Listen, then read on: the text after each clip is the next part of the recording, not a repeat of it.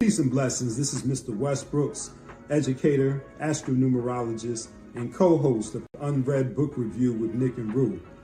Let me put y'all up on this new ebook series that's here to educate our people of all ages, especially the youth, about our collective power, both historically, presently, and beyond. Voices of the Diaspora, written by Knowledge Born Allah, is unique in that it takes the traditional e-reading experience and infuses it with audio recordings, revolutionary songs, and revolutionary music videos. Some of the topics include stories about Black entrepreneurs, stories about Black women who have shaped our world, and stories of Black innovators who've impacted the field of STEAM, plus much more. If you want to know more about this series and what it has to offer, check out our unread episode featuring Knowledge Born Allah, who was also the founder and host of Do the Knowledge Radio. After the interview, go log on to dotheknowledgeradio.com so you can get your copy of Voices of the Diaspora so that you, your family, your community, and your world can be inspired by the stories of visionaries shaping our future and honoring our past. Thank you in advance for your support and continue striving to be the best version of yourself. Peace. All right, peace and blessings. Welcome to another episode of Do Knowledge Radio, place where knowledge is born. It's your host, Knowledge Born Allah. We definitely got a special guest here, an evolutionary of sorts, one who has dedicated his entire existence to the liberation of our people and poor and oppressed people all over the planet, one who raised our political consciousness, our revolutionary consciousness, our evolutionary consciousness, and helped us to alleviate some of the identity crisis that we suffer at the hands of imperialism around the globe. One of my revolutionary elders, right before we went live, I called myself his revolutionary grandson. You understand what I'm saying? So we definitely honored by the grace of Allah and the permission of our ancestors to have a divine mind that shows resilience, that shows patience, loving kindness, and a swift space of correction. Brother and warrior elder, scholar, former political prisoner, activist in the struggle for liberation. Baba Jalil Abdul Muntaqim is here. Peace and blessings to you, Baba. How you feeling? Assalamu alaikum. Peace, pause, Baragani, Hotep, Hareen, Shalom, whatever your native language is, Haping, Hafa Adea, whatever your native language is, I wish to greet you in peace and solidarity.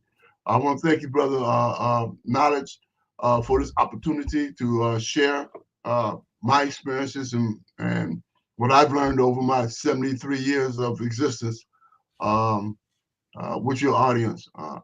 As you well know, I'm a veteran member of the Black Panther Party and the Black Liberation Army, right? And I did 49 years inside U.S. penal slave system. As many don't know or should know, that slavery was never abolished in this country, right? It transitioned from chattel slavery of African people to penal slavery of everybody, right? And so in this nation, we do live in a slave nation. So that's important for us to understand. According to the 13th Amendment of the United States Constitution, that states that slavery and voluntary servitude, except for those who have been duly convicted for a crime, shall not exist in the United States or in this jurisdiction. There's an exception clause in the 13th Amendment. It says, except for those who have been duly convicted of a crime. So in 1865, when they ended chattel slavery, they instituted penal slavery. Therefore, slavery never was abolished in this country. It just transitioned into another form. And we are engaged in that process of fighting that kind of slavery, penal slavery in this country today, trying to end the system of penal slavery. One of my major fights that I've been engaged in over 20-something years, this process of trying to end penal slavery. As we well know, we have the school to prison pipeline, right? It's all across this country. We have mass incarceration all across this country. We have corporate investors investing in prisons. Why would they invest in prisons? when they're supposed to be raising profits for their corporate supporters, their corporate investors, right? And because it's free, it's free money, right? It's free profits and for the pennies on a dollar for making products for these corporate entities, and that's slavery. Any way you can cut it, that's slavery. And so our golden objective is to fight the system of slavery, to end mass incarceration. And I can talk in length about this issue and put it in context of the issues or the question of genocides, right? The genocides of Black, brown, indigenous people in this country. In October 25th, 2021, an esteemed body international jurors found the United States guilty of the charge of genocide against Black, brown, indigenous people. There's crickets, there's silence on this matter, right? If that had been done in China against the Uyghurs, right? It'd been international news. International esteemed body, international jurors found China guilty of genocide against the Uyghurs. Why not us? So mass incarceration was one of the charges that we had raised at the International Tribunal that this body, the esteemed body of international jurors, found the United States guilty of and quantified it under the auspices, under the conditions of genocide. Mass incarceration is genocidal, right? And we need to understand that. And this is the reason why we find ourselves engaged in this struggle against this so-called orange hair or yellow hair dictator, right? In his efforts to end citizen rights, citizen rights under the 14th Amendment. I got a whole PowerPoint presentation on all this issue, but the issues of citizen rights and it's how it's codified in the law, and what does that mean for us who were imported, were brought to this country, right? And note the fact that the 14th Amendment came in existence as a means to try to determine what they're going to do with these African people who were emancipated by the 13th Amendment, right? They imposed a citizenship on us. We didn't ask for it, right? They didn't give us a plebiscite vote. There's no opportunity for us to determine whether we want to go back to Africa, establish our own homeland here, right? Or become part of this experiment, what they call the United States, right? It was imposed upon us. These are white people determining and making decisions on Black people, right? Without knowledge, without our consent, without our engagement, right? And so what he's doing in terms of 14th Amendment today will ultimately end up, I believe, right, indicating or stating that we African people in this country are not citizens, okay? That's where we're leading towards, right? That we are, in fact, imported property, right? To be used in any capacity that serves the best interests of white people, particularly the plutocrats and the oligarchs who now control this country. It's important for your audience to also know that we no longer live. This country is no longer a democracy, right? We got to awake ourselves in the understanding that this country is no longer a democracy. That is, in fact, a plutocracy, right? And what I mean by that, the rich rules, right? He has 13 billionaires in his cabinet. 13 billionaires in his cabinet. And that informs us specifically, right, that the rich are ruling this country. This corporate entity that we call the United States. Also know this is, in fact, a corporation. Right? According to 28 USC 3002-15A, right, it states, if you look it up, right, 28 USC 3002-15A, it states specifically the United States is a federal corporation. So when we send our children to school and they do pledge of allegiance, note that they are pledging allegiance to a corporation, all right? And so we have issues that we have to address on a very fundamental level in terms of where we're going as a people in this country, particularly Black people, brown people, indigenous people in this country, recognizing that it was 79 million people that voted for Trump, right? Voted for white supremacy, right? And I think there's about another 30 million who did not vote but are sympathetic with the system of governing, right? That's 100 million people who are anti-Black, right? Let's take that. Let's understand that specifically, that we live in a system that's based upon the aberrant idea of white supremacy, and therefore, in order for a system to operate on white supremacy, you got to have a people that they would have to consider to be inferior and treated as inferior, and that's how we've been treated over 400 years. Over 400 years in this country as inferiority, as being inferior, less than, devalued, dehumanized, demeaned as a people. And so it's time for us to make a decision on why we want to continue to be governed by a system that hate us in the first place, right? That goes part and parcel to our goal of just decolonizing our thinking, right? Decolonize our mind, right? Become actual free people, free thinking people, evolving towards nationhood, establishing ourselves as a nation. And we can go on and talk about that in depth based upon from Field Order number 15 to the involvement of 1968 of the Republic of New Africa as a means and method from which we can try to move ourselves towards our own liberation, towards our own independence from a system that has been for over 400 years has degraded, dehumanized, killed us in mass at times. And I think they're in preparation to try to accomplish something very similar to what has been attempted over the last 400 years to re-enslave us and ensure the final project that they have is the genocide of Black people in this country. So I will leave it with that. I know that was an open-end introduction that you made to me, and I love it. So there it is. Yes.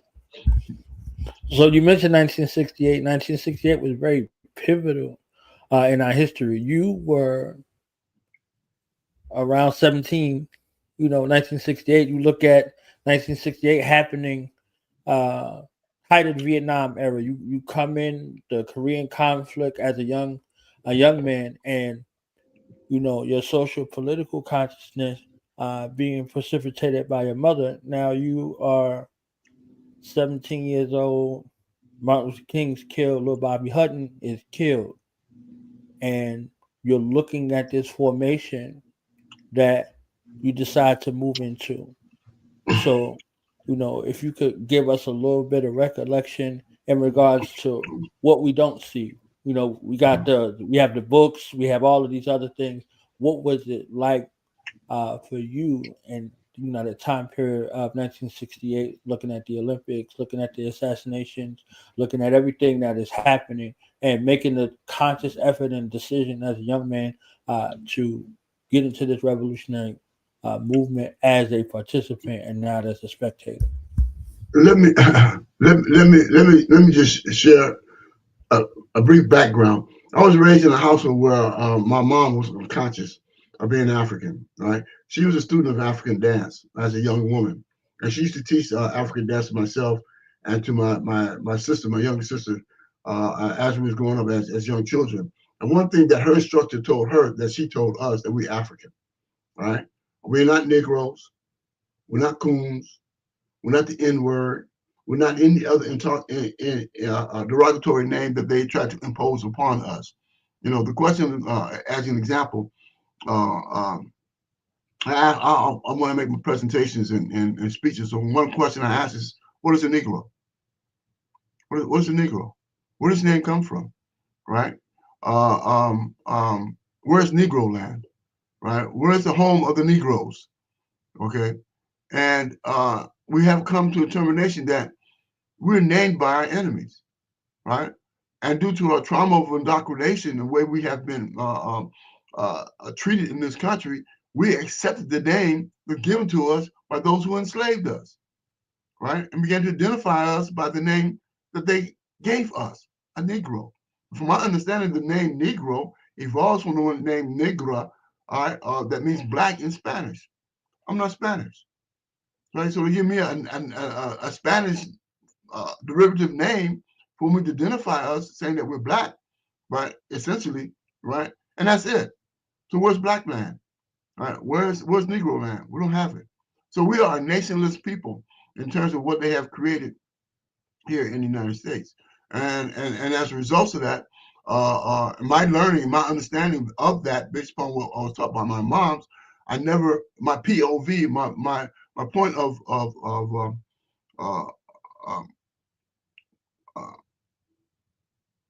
seeing of the world, right, was that from those are the eyes that I was seeing the world from. That was my POV, right?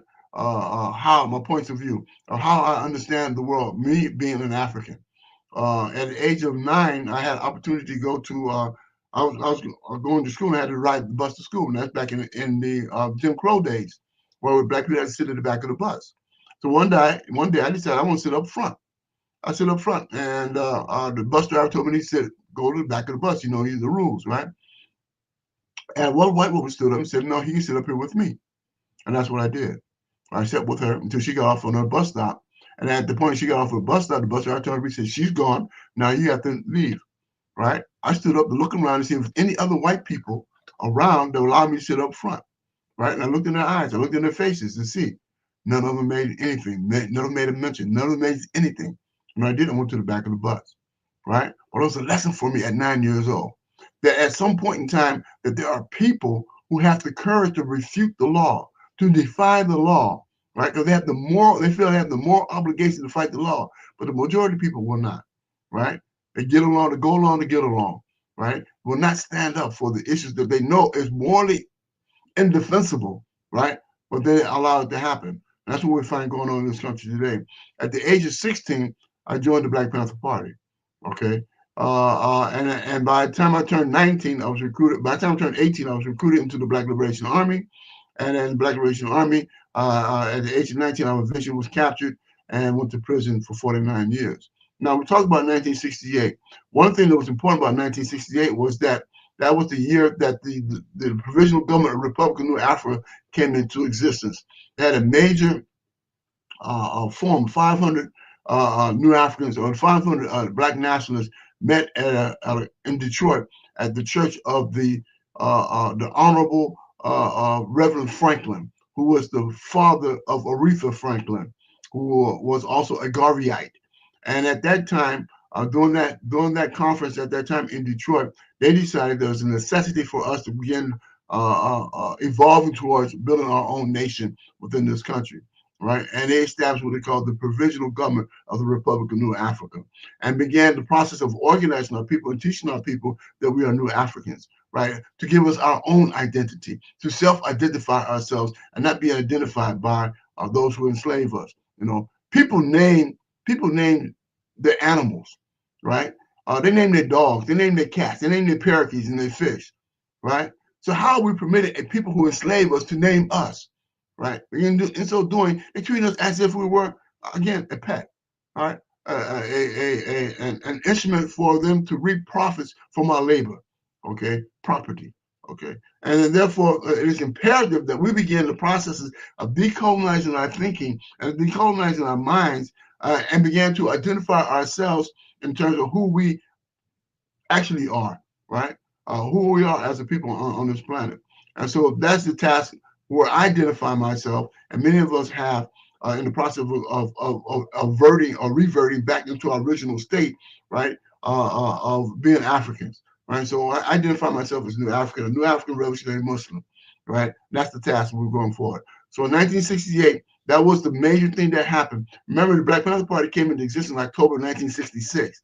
And as the evolutionary process of the movement, other formations came into existence, like the Provisional Government of the Republic of New Africa. And there was a dynamic between the two organizations in regards to how we organize and how we build it towards, but there was also a working relationship amongst some of the forces of the two groups, okay? And in 1968, we was also beginning the process of how we're going to transition. Talking about the Black Panther Party was going to be able to transition in terms of the issues of the plebiscite vote, right? And deciding whether or not we want to go back to Africa, whether or not we want to establish our homeland here in this country, or whether or not we want to be part of this aberrant ideal of the white supremacist system of United States. And at this point in time, that question still has not been decided by the majority of us, but there are a group of us, there's a significant number of us who identify ourselves as New Africans and feel the necessity to free the land. Al-Haj Malik Shabazz, Malcolm X, right, instructed us, right, that revolutions are committed for land, right, for freeing of the land. And if you're not engaged in terms of freedom of the land, then I have to question your motive base in terms of identifying yourself or saying that you are revolutionary, right? You're certainly not adhering to the protocols and the instructions of Al-Haj Malik Shabazz, Malcolm X, right? That, and also what is being true for all revolutionaries around the world, that they fight for land, right? They fight for territory, fight to become independent of oppressive forces or repressive forces. And that's what we need to do ourselves. Now, I can go back in terms of 1863 with the Field Order number 15 by General Thomas A. Sherman, that at the Emancipation Proclamation, where they freed 3 million African people in this country who had been enslaved, and established territory from St. John south of South Carolina, St. John south to the Florida Basin, all the way down to the Florida Basin, a whole strip of territory and land that we were at one point in time beginning to establish our own civilization, our own free territory, autonomous regions, which was building at that time. We had established what we call freemen bureaus, which was the quasi-organizational structure of this free territory, this free land, emancipated land that we was in control of, African people was in control of, and began to establish their own governing systems during that period of time. So it's not foreign to this country to recognize that Black people or African people in this country has had the possibility and opportunity to build their own homeland freedom in this country, real true freedom in this country where we're governing ourselves.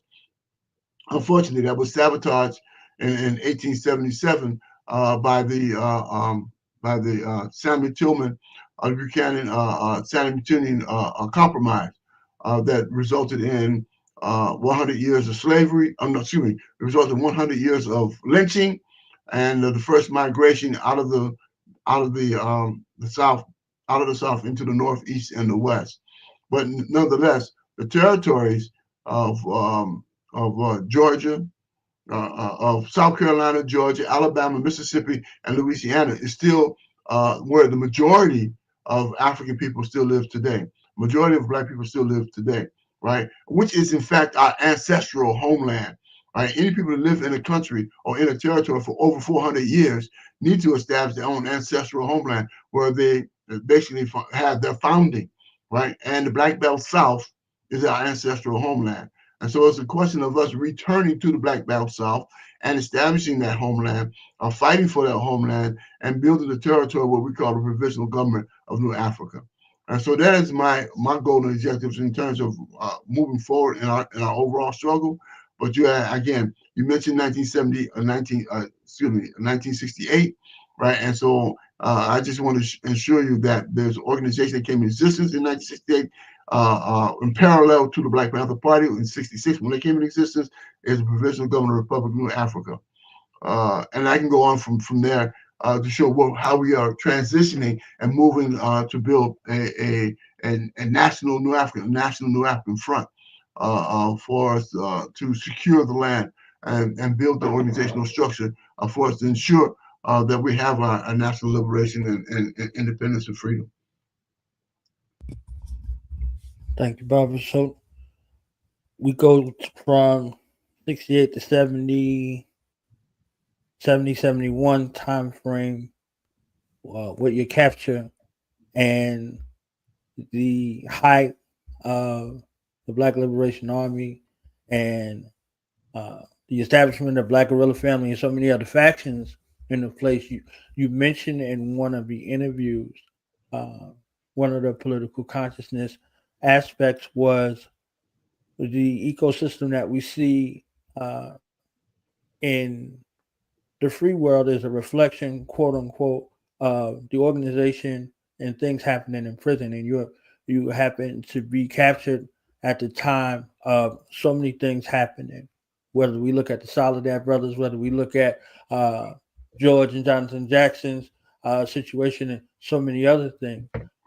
What was the kind of the spark and the antithesis that you could kind of chart through out that time on the inside where things happened, established, and you were very pivotal in organizing a lot of political prisoner consciousness and reform efforts in the penitentiary system. So what is some of the hidden history that we're missing? We get the highlights and the timelines and the dates and all of these things. It may be a blur, but we don't get the real because we weren't there.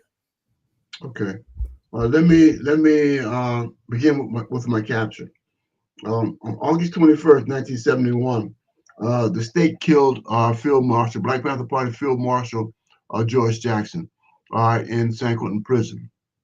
The following weekend of October 28th, August 28th, because he was murdered on August 21st, and on August 28th, myself and Sheikh Noah, Albert Noah Washington, was captured. We was captured as a process of our trying to attempt to retaliate against the murder of Comrade George Jackson. And we had technical problems. Our machine gun jammed. And as a result of the machine gun jam, there was a shootout, car chase, and eventually our capture. As a result of that, my capture, I was convicted of assault on police officers, possession of machine gun and other weapons, and etc., and sent to prison. And then subsequently was charged with other offenses when they found out who we were, right? Because we didn't know we was guerrillas underground.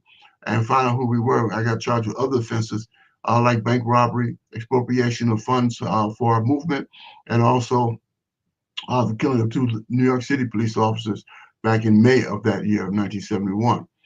As a result of me being captured, I knew that it was moving me from one territory of struggle into a new territory of struggle. I understood that I was going to prison as a prisoner of war, a political prisoner, right? And therefore my struggle continues. Even though I'm not outside, I'm on the inside, we have to continue to organize under the new terrain, right? Wherever we are, we have to engage in struggle if in fact you identify yourself as a revolutionary. All right, and so in prison, I started the first national newspaper, prisoners newspaper called Armed Spirit. That was in 1977 or 78. Armed Spirit was a national newspaper of prisoners across the country. I established that. I also established the first petition to the United Nations in regards to the issues of the existence of political prisoners and also the conditions of prisons inside New York, inside the prison system in this country. That petition is the only petition thus far that I know of that was instituted by prisoners, heard, and recorded by the United Nations on the issues of political prisoners and the conditions of prisons inside. Back in 1978, 79, going into 80, 81, we had the international jurors come to the United States and investigate our charges. And they determined that, yes, political prisoners does in fact exist in the United States, and they reported that to the United Nations. Again, I'm continuing to organize while I'm inside prison. While I was in San Quentin, I met with brothers with an organization called Black Guerrilla Family. Black Guerrilla Family came into existence as a means to defend themselves against the Aryan Brotherhood and Nazi guards who are killing our brothers inside the prison system, particularly in California. Not saying they don't still killing us, they're still killing us inside the prison systems, and as well as in the streets. But there was a response by brothers inside the prison system, and as a result of that, they built what they call a Black Guerrilla Front. I mean, Black Guerrilla BGF, Black Guerrilla Front, right? And as a result of Comrade George being assassinated, a brother by the name of Jeffrey Golden, Qatari, took over the leadership of the BGF, right, and began to move the BGF in a more political form, more political determination in organizing the BGF, not only in terms of defending the brothers on the inside, but in also establishing what then evolved to become called Black August, the movement for Black August. It evolved from out of the prison system of California, and now it's a national, international initiative, right? Recognizing the history of Black resistance, particularly during the month of August. And so again, we find that movements evolve from out of the prison system into the broader community, right? And as long as the brothers inside continue to organize and deal with the issues of racism, white supremacy, and capitalist exploitation of us, of our people. And so that is partly what my contribution was while I was in prison, continuing to organize, recognizing I'm a political prisoner and a prisoners of war. And 1998, organized what was has now become the National Jericho Movement, a campaign in support of political prisoners, the premier national organization that supports political prisoners in this country. I was able to, I was in prison. I was able to contact my dear sister Safia Asia Bukhari and my beloved brother Baba Herman Ferguson. Right, both are now ancestors. So I'm the only living founding member of the National Jericho Movement, who is now chaired by our dear comrade, former veteran member Black Panther Party, Black Liberation Army, former political prisoner, Jihad Abdul Muhammad, who is the chairman of the National Jericho Movement. And so that was in 1998. I established the National Jericho Movement. And then in 2018, I initiated, and also during that period of time, we had international jurors come back to the United States. And I determined in 2018, it was time for us to have them come back again to the United States. And I brought it to the attention of my beloved brother, comrade, Jihad Abdul Muhammad, who was home. And also he brought to the attention of Sekou Adinga, one of our major ancestral loss, a brother who was whose story is phenomenal. If you ever had an opportunity to hear his story, what he had accomplished over the years and what he was engaged in struggle is again phenomenal. The epitome of what it means to be a revolutionary, a new African revolutionary. And so, as a result of my request, they decided, yes, we'll bring the international jurors back, but we'll bring it under the auspices of genocide. We'll bring the issues of genocide, and they brought 5 charges. And that's what I talked about earlier. The International Tribunal, right? We still charge genocides, and people can go to YouTube, and type in International Jurors 2021. We still charge genocides, and all of the hearings of the Genocide Tribunal will come up, including the verdict by the international jurors, the esteemed body of international jurors who are associated with human rights organizations around the world, including the United Nations, was involved with that process. Also, people can go to spiritofmandela.org, spiritofmandela.org, and learn more about the International Tribunal, right, and the goals and objectives that we are moving forward in response to, or in light of the international jurors finding the United States guilty on the 5 charges that we brought. Those 5 charges was mass incarceration, health inequities, environmental racism, the existence of political prisoners, and state-sanctioned violence against our people. They're killing us, police murdering of our people across this country. As some of you may know, what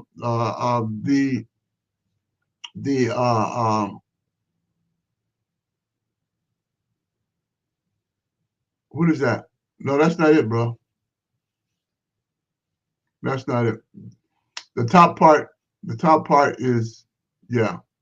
But again, if you go to International Tribunal, we still charge genocide. 2021, that's part of it there. That's William Patterson's daughter, who was William Patterson was originally charged genocides.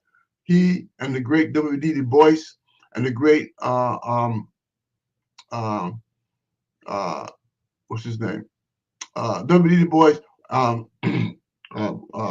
Patterson, and Paul Robeson, right? The great Paul Robeson were the first to raise the charge of genocides against the United States in December 17, 1951, about 2 months after I was born. They began the process of raising the questions of genocides. And at that point in time, the FBI would not let Paul Robeson go to Geneva to argue the case. And although Patterson made it to William Patterson made it to Geneva to argue the case, they tried to prevent him from coming back to the United States. They do not want the issues of our existence. That's it right there. The Spirit of Mandela, right? You can go to spiritmandela.org and learn about this work that we're doing. What's important about that is you see the top line there where it says the People's Senate. We want people to go over to the People's Senate, right, and sign up. for the work that we're doing. We have decided, as a result of the international jurors finding the United States guilty of the charge of genocide against Black, Brown, and Indigenous people, we decided that we are going to move. We have to move ourselves away from harm. We have to move ourselves away from the injury that has been committed against us, as a result of a system that's based on the genocidal annihilation of Black, Brown, and Indigenous people in this country. We know this country is based upon genocide. The foundation of this country is based upon genocide. What they did to the indigenous people of what was originally known as Turtle Island, the country we really known as Turtle Island, that they have changed the name to as a result of their colonial experiment, okay, their colonial enterprise, right, of their establishment in this country. And so we know the foundation of this country is based upon genocide and the enslavement of African people. So that why we are surprised that this country is complicit with the genocide of the Palestinian people. It is the foundation of this country. This is how these white folks think, right? These plutocrats. And I'm not saying, and make this especially clear, I'm not making a general and blanket a statement about all white people, right? I'm talking about those who are in power, those who are determining what our future is going to look like, right? The white supremacists who's now in charge of this country, right? These folks, they believe in genocide, right? And they are again engaged in the process of committing genocide, continue to enhance the process of committing genocide against us. Mass incarceration is one aspect of the five that, again, was five issues was raised in the International Tribunal, by which they were found guilty of genocide against Black, Brown, and Indigenous people in this country. Why is that important? Why is that? Because the school to prison pipeline sends our children into a penal slave system at an early age. I did 49 years, right? Lucky for me, my daughter's mother was pregnant at the time of my capture, right? So I have a daughter, okay? But there are many of those brothers and sisters inside the prison system doing 20, 30, 40, 50 years in prison at the time when they're most able to reproduce are not reproducing. We're not reproducing. If you look at our population growth in the last 30 years, right, it's almost flatline. It's almost stagnant in terms of how we're growing in the population. That's genocide, right? In whole or in part, right? And many people don't understand the language of genocide and what it actually entails. In my book, We Are Our Own Liberators, right? I raised the question and the issue of genocide, right, in a very detailed way. And one of the things I wanted to do here is just share with your audience, right, the meaning of genocide based upon the 1948 convention. And it states, in the present convention, genocide means any of the following acts committed with the intent to destroy in whole or in part. That means you don't have to just wipe people all the way out, right? That you can decimate their growth and their development so that they become, in time, they lose their numbers, right? They lose their population, what they call population control, right? Destroy in whole or in part the national, ethnic, racial, or religious groups, such as killing members of the group. We know they be killing us, right? Sometimes we hear about it, majority of times we don't. But every day, a Black person, brown person, these people being murdered in this country, right? Causing serious bodily or mental harm to members of the group. We know they have caused harm to us. We are a traumatized people, right? We have lost our identity, we lost our culture, we lost our language, we lost our moral foundation, right? As a result of all the aberrant, immoral inclinations of the plutocrats, right? Those who govern this country, right? Deliberately inflicting on the group conditions of life calculated to bring about its physical destruction in whole or in part. I already made mention of this. That's the reason why we have environmental racism was one of the charges that we raised and they found guilty of, because we find that many of our communities are in areas where environmental is polluted. Okay, right now there's a case going on in I think it's Memphis, where they're talking about building Elon Musk building a factory down there that's going to pollute the land even worse. The people down there now are fighting back against that. All right, imposing measures to prevent births in the group, right? Sterilizing our women, right, against their consent, right? There's a case in T'Challa prison right now where the women are arguing that they've been sterilized without their consent. right? 30 years ago, there was a big beef in Puerto Rico where they're sterilizing women without their consent. Women goes into a hospital to get a pap smear and come to find out that they've been sterilized, whatever the case may be. I don't know too much about gynecology, but I understand what it is for a woman to be sterilized and not be able to reproduce. Okay. And forcibly transferring children of a group to another group. We know they did that with the indigenous, right? Took these young indigenous children and gave them to missionaries, right? The missionaries cut off their hair, changed their language, did not permit them to speak their natural language, right? Changed their culture, gave them this religion they call Christianity that supports slavery. Okay, we have a problem with that, and so on the basis of that, those conditions are genocidal, right? Now, it also states in Article 3, further states that the following shall be punishable. Genocide is punishable, right? Conspiracy to commit genocide is punishable, right? Direct and public incitement to commit genocide is punishable. Attempt to commit genocide is punishable, and complicity in committing genocide is also punishable. So the United States is engaged in this process, what they're doing in Palestine, but not only that, but what they're doing here in the United States against Black, brown, indigenous people. They're engaged in the process of genocide, and therefore we're fighting back. And we decided, as a result of the decision of the international jurors on October 25th, 2021, that we have to remove ourselves from harm, that we have to create alternative systems of governing. And that's why we build what we call the People's Senate today, right? And we have over 1,000, we're looking for 2,000 people who are interested in building People's Senate across the country. And we're going to build this network of resources and people who are engaged in the struggle, who wants to be part of something alternate to what is existing today. And it's going to be a process. It's going to be a multi-year initiative, right, in order to build what we call the People's Senate and create alternative systems of governing.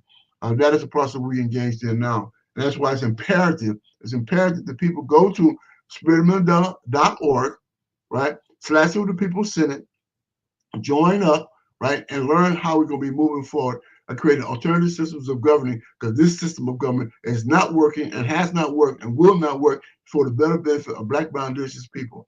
And we got to come to a conclusion understanding that this democratic, so-called democratic process is a farce. It's a lie.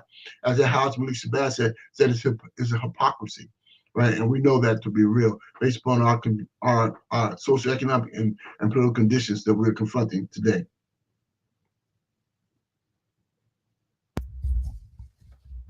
Thank you, Baba.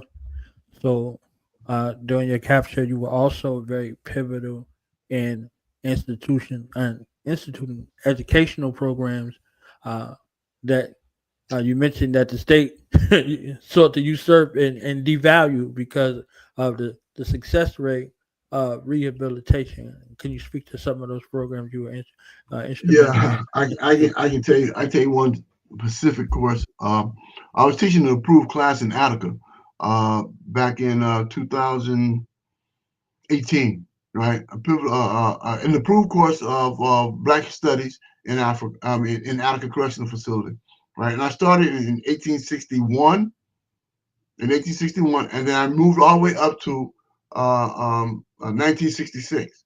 In 1966, in terms of Black history, if you ain't talking about the Black Panther Party, then you don't know what was going on in 1966, October 1966, when the Black Panther Party came into existence. Excuse me. When I started talking about the Black Panther Party, they shut the program down. And put me in isolation for 4 months, right? Talking about I was trying to teach these guys, these students that I had to become militants, to become radical. Yeah. That's what I was doing, and no doubt about that. Yeah, they're absolutely correct. Okay, that's exactly what I was doing, right? Because who I had in this class? I had the JDs, Gangster Disciples. I had the Bloods. I had the Crips. I had the Nietas. I had gang members, right? So yes, I was trying to change the mentalities from that of the gangster mentality to a revolutionary mentality, to a radical mentality, to a progressive mentality, right? To a learned mentality. Absolutely correct. That's my job, okay? And as a result of that, they put me in isolation. Put me in Southport, which is isolation prison, or used to be isolation prison here in New York State, for 4 months. until I was able to beat it in court. Had the charge reversed in court. But the point of that is this here. They do not want the brothers and sisters inside the penal slave system to become conscious, right? Because to become conscious, they were going to fight back against the system of, they're going to create an insurrection, as happened in 1971 in Attica, the Attica insurrection. We become conscious, whereas L.D. Barkley stated that we no longer want to be treated less than human beings, right? Not to be herded as cattle and as animals, that we are human beings, right? Fighting for the issue of human rights, right? And so they want the guys and women inside the penal slave system to continue to be mentally dead, right? And therefore they can continue to treat them as they are. One thing that's important for understand in terms of the penal system is this: those who run the system, they know the law, right? They know that they have in their charge people that are considered by law to be slaves. Ruffin versus Commonwealth is the case in point, right? They state that prisoners are slaves of the state. That's in black and white. That's the law. They are slaves of the state. And so the people who run the institutions, they know that. The guys and women coming into the institution, they don't know the law. They have no clue, no understanding why they're being treated the way they are, right? And the reason why they are because they are considered slaves of the state. They're slaves, right? And we know that most of these institutions, these prisons, are run by either KKK members, Aryan Brotherhood members, or Nazi members, right?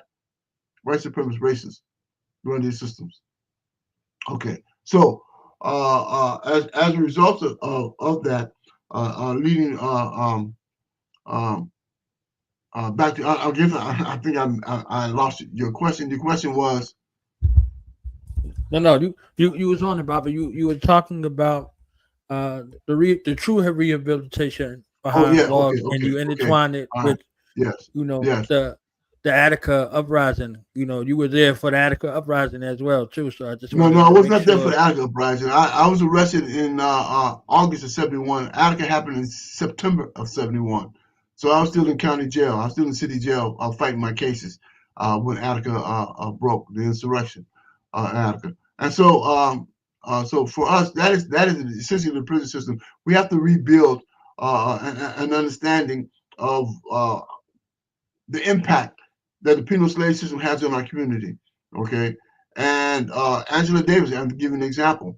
Angela Davis established critical resistance, right, in 1998. At the same time, we established the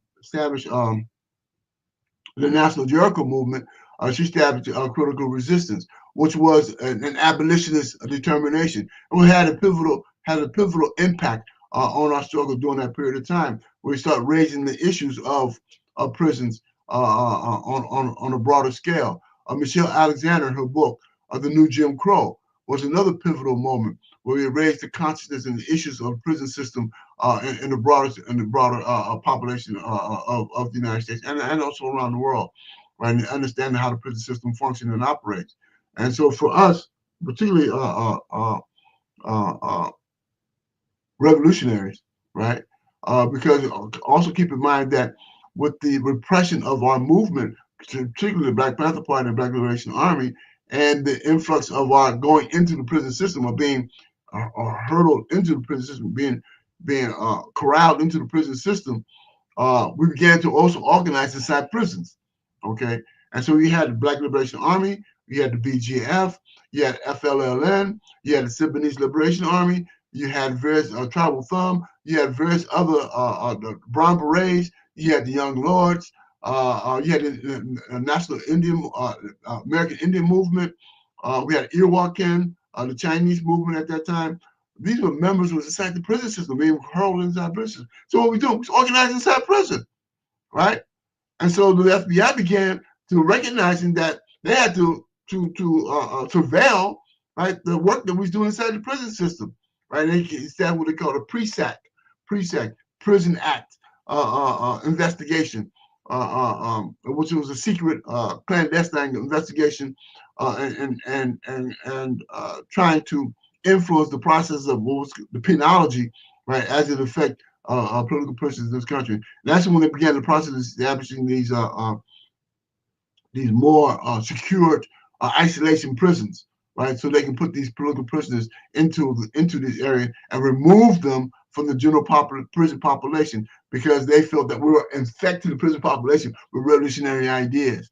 And so therefore the political prisoners had to be isolated and had to be alienated from the general population. So that's part of the whole process of being politicized inside prison. Keep in mind that there are three forms of prison. You have the social prisoner or the common criminal, right? You have those prisoners who have been politicized and become politicized while in prison. They woke, right? And as a result of their being woke inside prison, right, they change their relationship to the state, all right? They change their understanding and how they're going to be in prison and how they can be treated while they're in prison.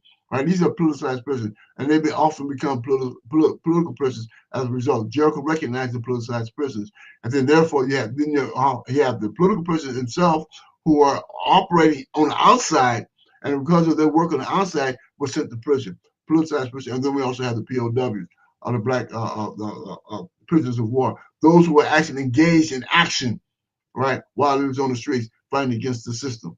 Okay, political prisoners of war, or POWs. All right. So those are the criteria or the categories of the prison population in the United States, and the majority of them are just basically common criminals.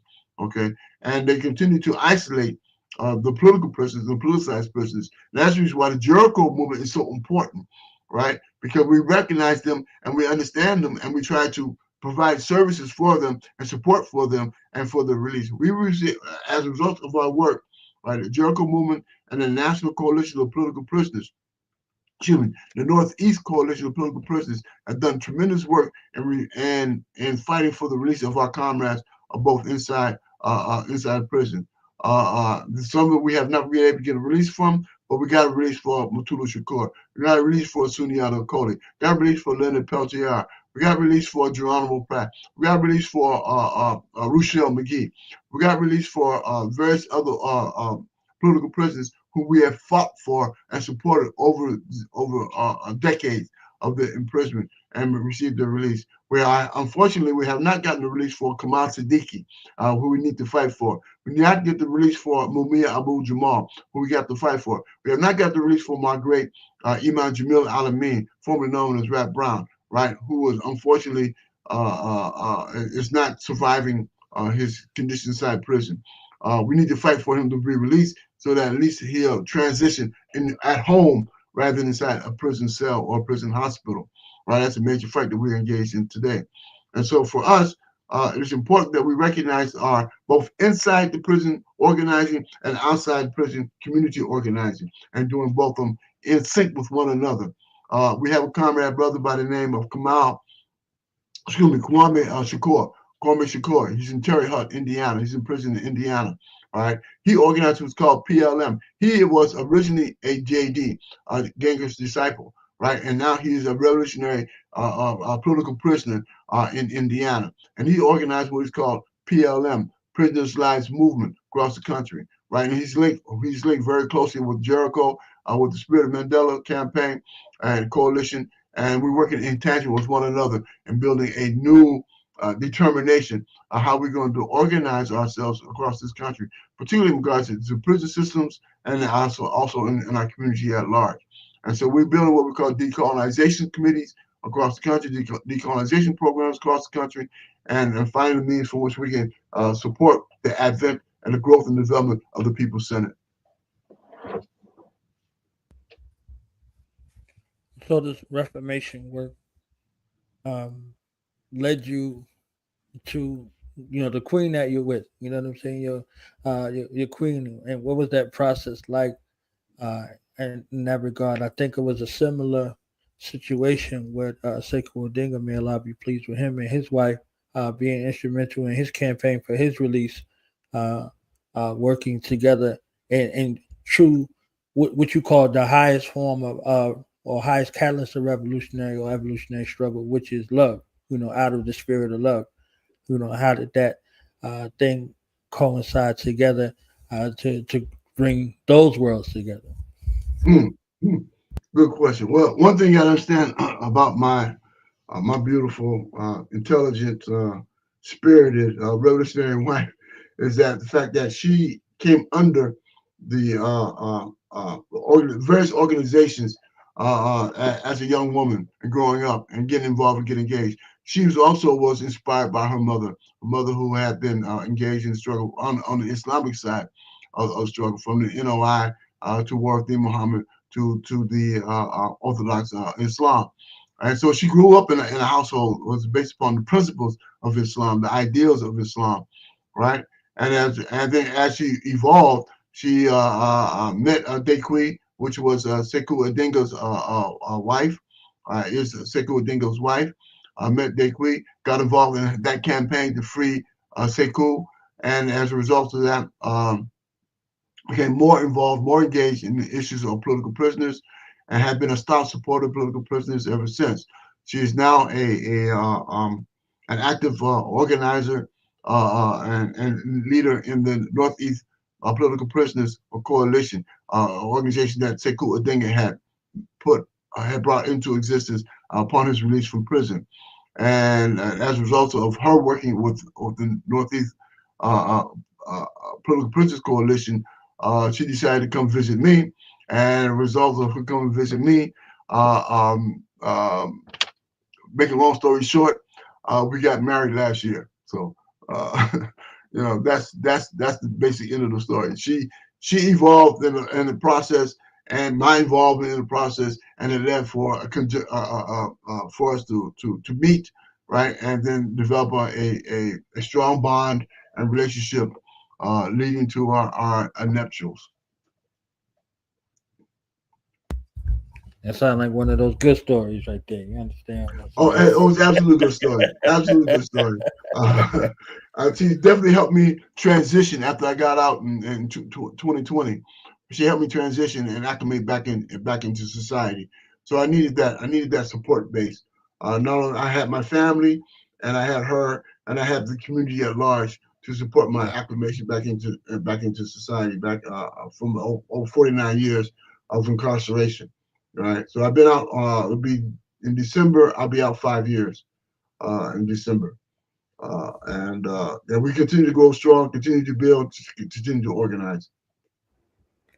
I know what, speaking with Baba Sekou before he transitioned down in Atlanta, one of the things that he stressed to me was wishing that he had more time to mend those fences with his family, with his children, so young. So that was going to be the next question I was going to ask you, and it'll be the question I ask now in regards to keeping those bonds strong, solid. How was it possible to be able to, see those things and have access, to your family under such extreme duress, and uh, that sort of refreshing from that way. And then what was it like reintegrating with your family and reintegrating with a world that you once knew, now coming back into? That is one of the most hurtful experience that any incarcerated person can undertake. Right. Again, as I made mention, my daughter was in the womb at the time of my capture. Right.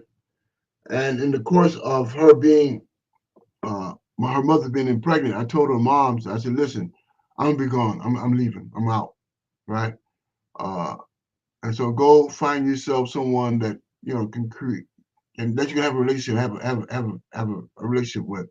But the child that you have in yours, that you are creating, that's my child. I'm gonna be in that child's life. Right. I made that point explicitly clear. And so over the years of the centuries, over the decades of my imprisonment, there were times when my mom would bring my daughter to me, her mother would bring her daughter to me, my sister would get my daughter and bring her to me and visit. At the age of 16, she really started to get into trouble, right? And I told her mom, because I had transferred from California to New York, I told her mom that she's gonna spend the summer with me, and I had some friends in New York to care for her for the summer, right, and make sure she came up to visit me during the course of that summer, and that strengthened our bond, strengthened our relationship, and our understanding of what I'm about and the work that I'm doing.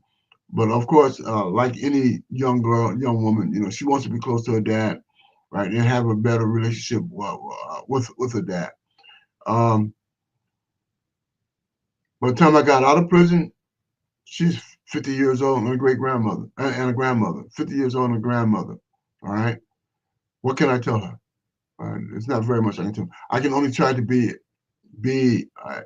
a father to her in the capacity that is possible within the time frame and the distance that we have. She's down in Alabama. I'm up here in New York right now, and so we have a relationship. It's not as strong as I would like for it to be.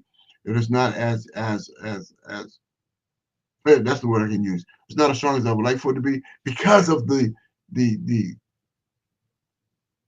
time that we're apart, right? And we're gonna find that for most brothers and sisters coming out of penitentiary who have done some time, a serious time, 5 years, 10 years, 20 years, and they left children in the streets. Reestablishing, rebonding with those children is going to be very important, right? And not only important for the child, but important for the adult as well, because therefore he find or she find that they have a responsibility, an accounting that they have to address and deal with. So that is an ongoing struggle, personal struggle, is to establish and affirm the love between my daughter and I and the family that she has. In fact, next month we're going down to Alabama to be at my granddaughter's graduation, high school graduation. Right, I have to show up for that. Right, that's important. Another point in September, my daughter will be renewing her vows, right? And she asked me to be present for the renewing of her vows. She said she wants me to walk her down the aisle for the renewing of her vows because I wasn't there the first time that she got married, right? So it is those kind of relationships that we have to evolve from. And it is painful, it is hurtful having that time, that loss, right? That's one thing that I regret in terms of my 49 years in prison of not being there for my daughter, right? And also knowing that my mom fought for my release all the time I was in the 49 years. She fought hard for, stayed with me, right? Was my ardent supporter, right? For the release of her son, you know, to a point in time where she began to recognize. She says, "I created Panthers. I make Panthers." Right? She became the mother of Panthers. Okay, as a result of our relationship right before her passing, and people recognized her and gave her that support, right? But yeah. So those are the regrets that we have for the decades of being inside prison, and then trying to reestablish relationships upon release. Yeah. I know that all too well. I don't often share.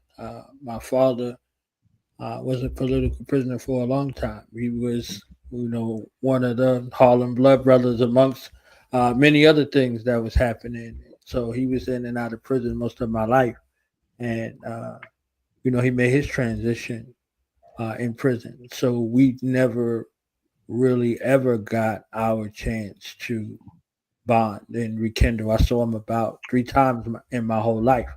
You know what I'm Wow. saying? He he chose our people. He chose our plight. He chose our struggle, Yeah. and Yeah. that was one of those things. And Yeah. What was his name? Mukmin Muhammad. Mukmin Muhammad.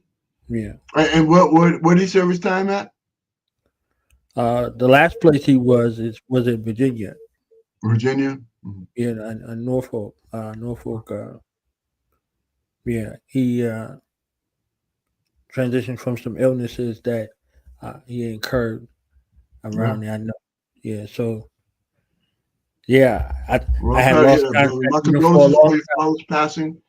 Right. As I also continue to mourn my mom's passing. time. I Yeah. mean, yeah, Mm. man, I'll be pleased with them all. My mother I and mean. father. I mean. So yeah, that was something that I made sure that when establishing my family, that the bonds was strong with my children, and regardless to whom what, you see what I'm saying? So that space reconciliation and honor and repairing those bonds, whether it's with my, you know, siblings on that side or whatever the case may be. It just wasn't something that I stayed close to in regards to and was vigilant, by the grace of Allah for that, on that side. So yeah, I asked that question because I know the pain. You know what I'm saying? I know the pain. Good question, bro. Good question. And I'm glad that you shared that, man. You know what I mean? Yeah. My daughter, she's still we're still going through it, trying to find that sweet spot, Right. in terms of what she was expecting upon my release, and in terms of what I intended to achieve upon my release. Right. Yeah. So what did it kind of feel like for you? Your first couple days, months home. You know what I'm saying? That bittersweet, as you described. What did it feel like to finally be Yeah. back on? Back in the block. Yeah. Yo, man.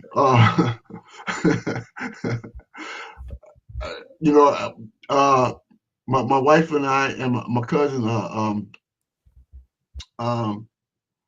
Abbas Muntaqim, right? He has a program called the People's Program in the Bay Area. He's organizing that. He's also part of our organizing we call Falling and Front for the Liberation of African Nations, something I can talk about a little later. But the three of us was in the car. He came to pick me up. Or he didn't come pick me up. He came to spend some time with me, right? While I was after I got released. And that's one of the things that I said. We videotaped it. We said, "Man, I'm back. I'm back. I'm ready to do the work. We got some work to do." Yeah, that's how it felt like, bro. Keep in mind, man, that I never stopped fighting. I never stopped organizing. Right?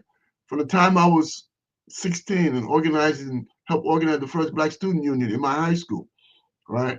To the time of where I'm at today, I never stopped organizing. I never stopped creating conditions from which I can teach and raise consciousness and build towards national liberation and independence of our people. So I went to prison as an organizer. I organized in prison, and I came out continuing to organize. Right, I worked for an organization called Citizen Action in New York.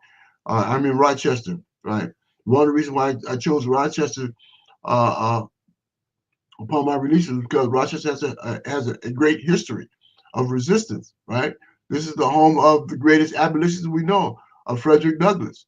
Right, and also the home of Susan B. Anthony, suffrage. Women's rights, although we get some problems with that, of course, but that's going their own history. But there's a rich history of resistance here in this city. Unfortunately, there's a decline in fighting back and resistance, and so therefore there's a task for me and for those of us who are conscious here in Rochester to reassert that spirit, that legacy of abolition, the legacy of resistance. Rochester was the first city in the state of New York that went up back in the 60s. All right. So we find that it has a rich history of resistance, but it has been subverted. It has been dampered down. It has been diminished. But we're going to resurrect it and rebuild it. But also keep in mind that the system did not want me here, right? When I came to Rochester. So 2 weeks after I got in Rochester, let me put it this way. When I was paroled on October 6th, 2020, they came and got me from the correctional facility I was in and escorted me directly to my parole officer, right?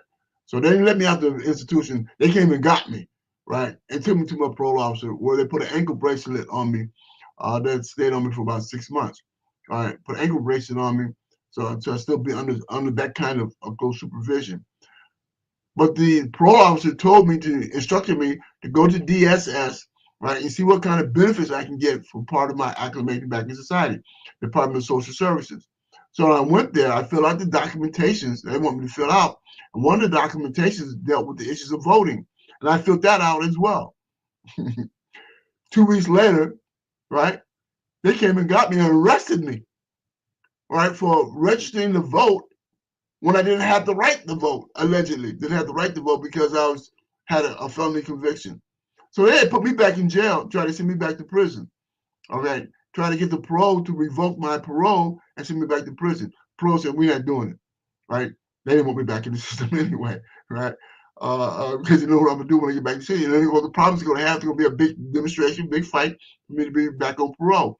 They didn't want that kind of problems. So they did not revoke my parole. But I had to go through the system, the court system, in order to get this issue dismissed. And it ultimately was dismissed. The grand jury failed to indict, right?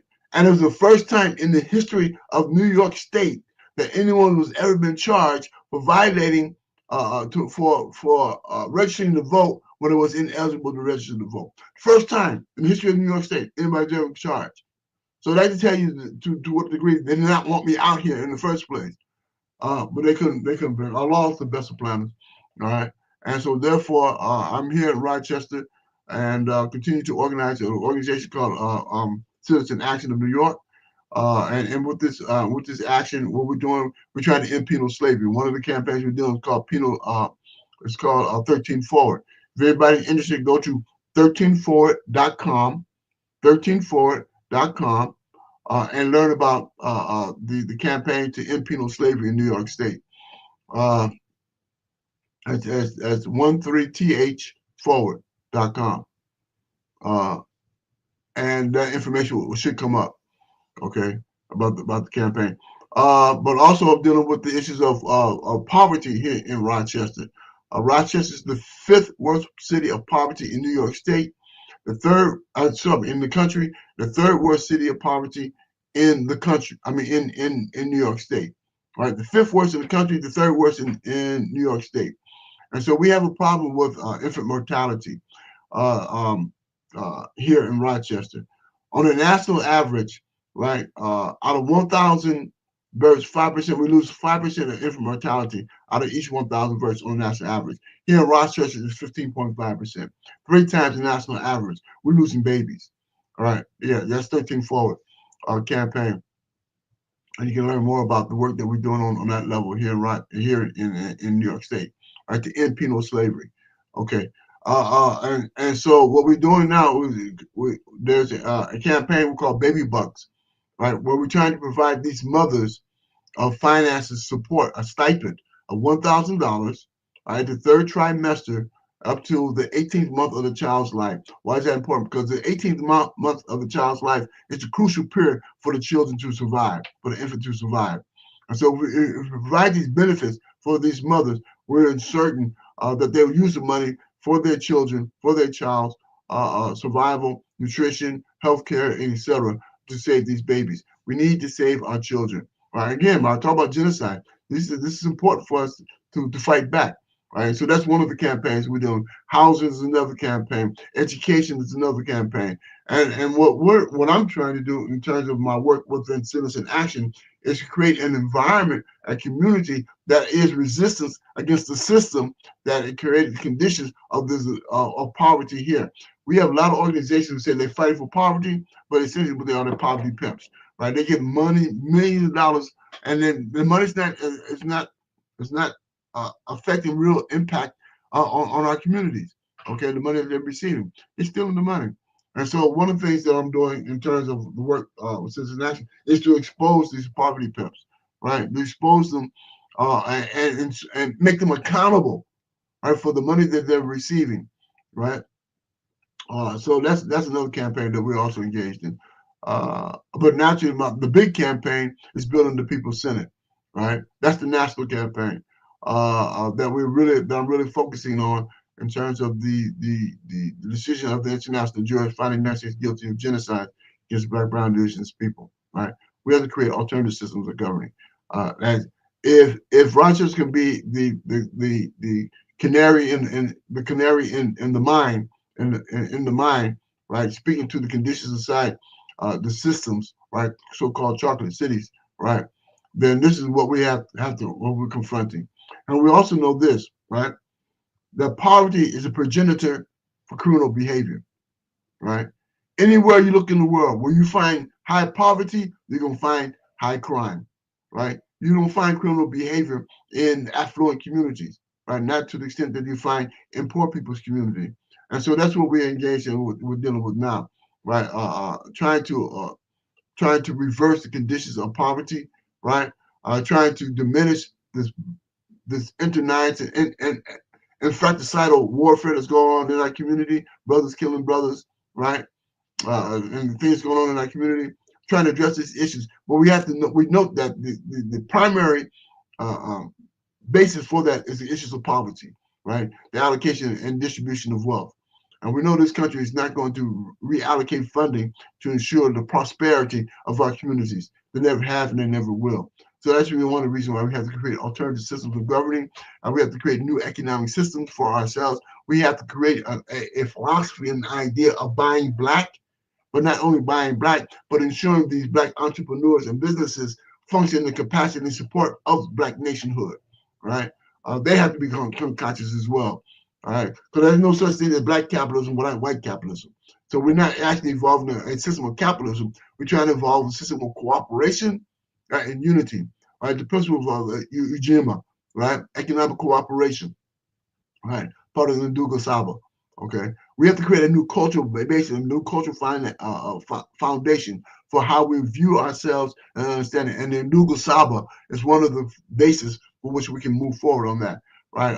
The 7 principles of Nduga Saba, right? We need to incorporate that within our political goals and objectives, particularly those who consider themselves the revolutionary black nationalists, right? That's our determination. So again, as part of the process, is what I'm doing here in Rochester, building the citizen action campaigns, fighting against mass incarceration, fighting against infant mortality, losing our babies, creating conditions for we can improve housing, right, and education for us in our community, creating conditions where we create alternative autonomous regions where we are in control of the resources and in control of the body politics of the city for which we are in certain instances, not if not the majority, nearby the majority. And if we cooperate with our brown Latinx community, then we are in fact the majority and be able to determine what goes on, how decisions will be made in these cities, and for our best benefit, the benefit of our people, right? That's the politics of the social dynamics of our politics on a local level, and introducing the people-centered to our people, so we create these autonomous regions, independent autonomous regions, where the resources are traded amongst ourselves, rather than because it is stated that in terms of the black dollar, it transfers from hand to hand at least 2 times or 3 times, then it's out the community. For other communities, it transfers 4, 5, 6, 7 times in that community before it's out of the community.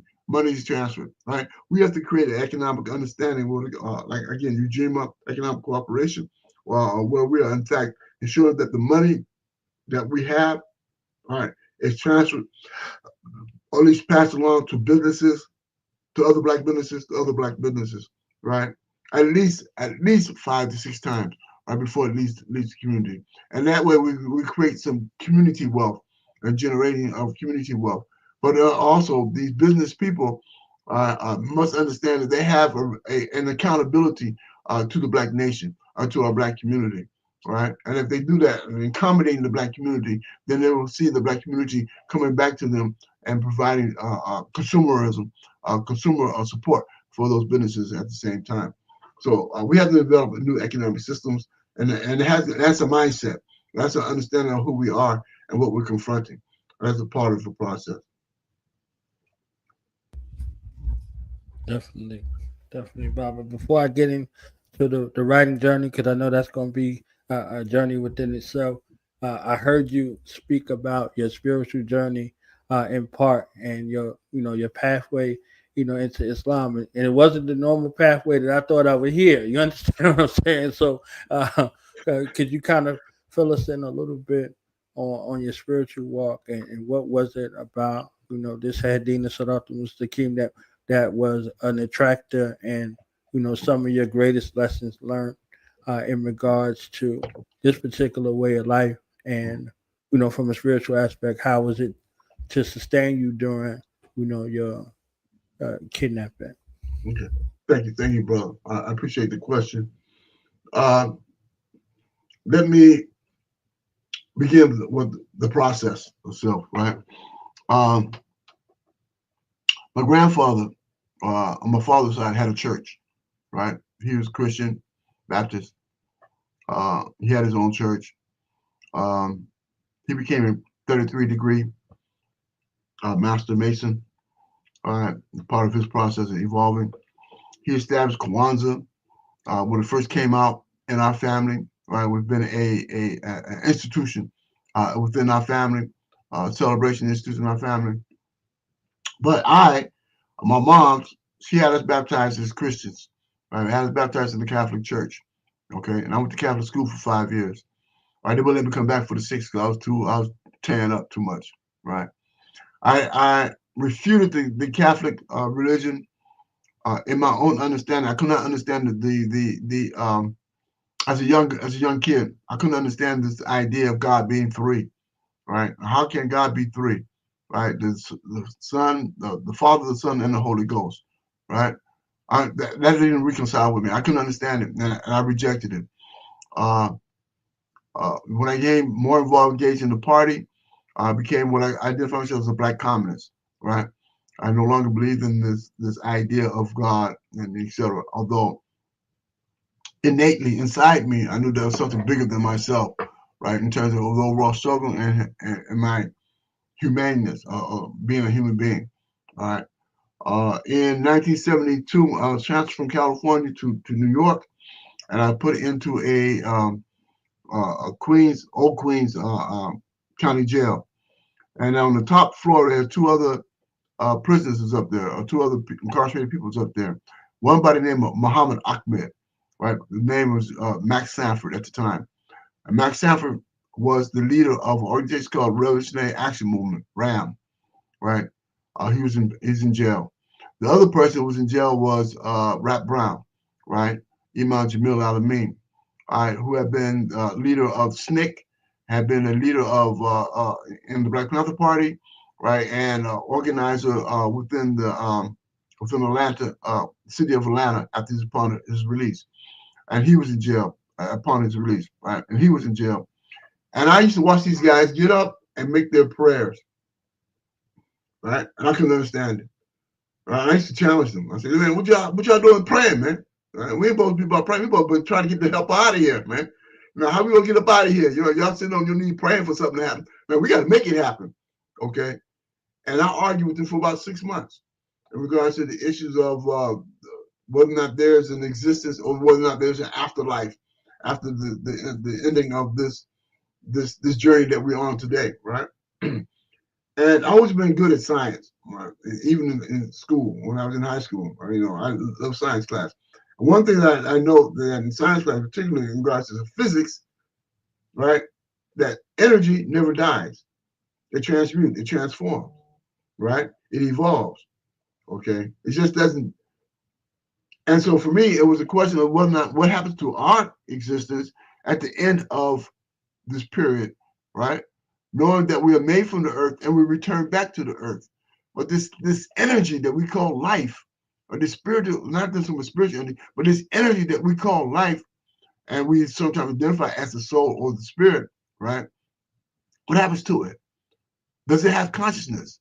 Where does consciousness come from, right? If you put a child into a closet, right, from the day of his birth to his 20th year, right, when it comes out of that closet, will it have consciousness? What would be the extent of that consciousness, right? It's just a social dynamic where the consciousness is based upon the environment, right, or is it more than that, right? And I dare to believe that if that child was in that box or in that closet for 20 years, I can imagine what he would be or she would be imagining outside of that closet, right?